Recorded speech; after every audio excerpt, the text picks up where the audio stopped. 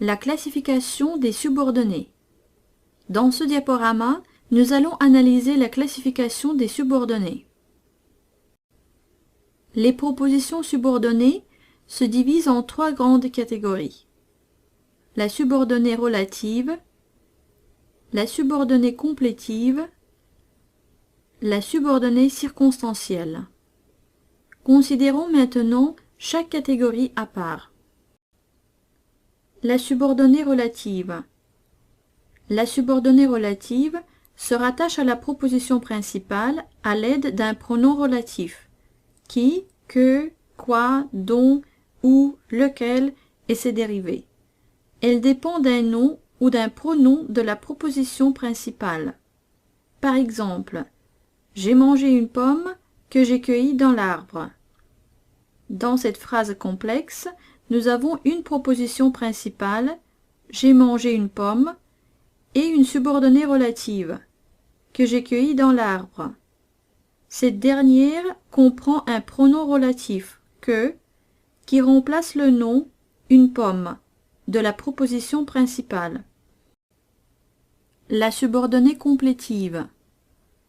La subordonnée complétive est très souvent représentée sous une forme d'un complément d'objet du verbe de la proposition principale et reliée avec celle-ci à l'aide de la conjonction que.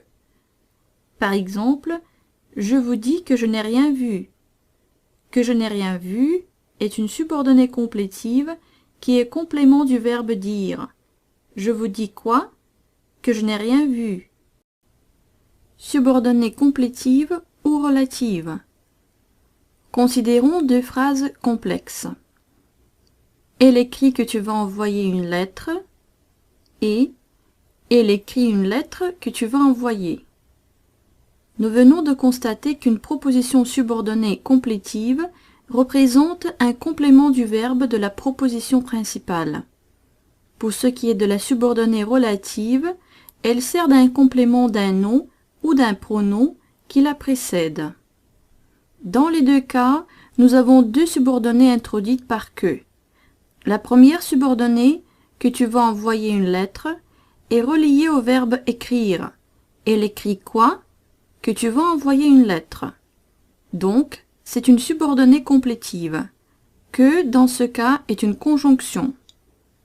La deuxième subordonnée, que tu vas envoyer, est un complément du nom lettre. Elle écrit une lettre, tu vas envoyer cette lettre. Ainsi, il s'agit de la proposition relative, et que, dans cette subordonnée, est un complément relatif. Faites attention à cette distinction, car il s'agit là des structures syntaxiques complètement différentes qui impliquent des conséquences stylistiques et grammaticales, comme par exemple l'emploi des modes, l'indicatif ou le subjonctif, l'accord du participe passé dans les temps composés, etc. Le dernier type de subordonnée qu'on distingue est la subordonnée circonstancielle.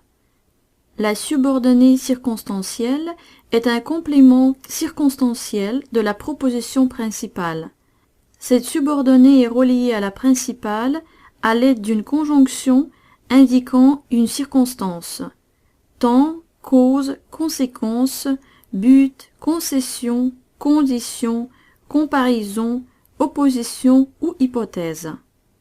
Par exemple, quand le chat n'est pas là, les souris dansent. Cette phrase complexe contient une subordonnée circonstancielle de temps. Quand le chat n'est pas là.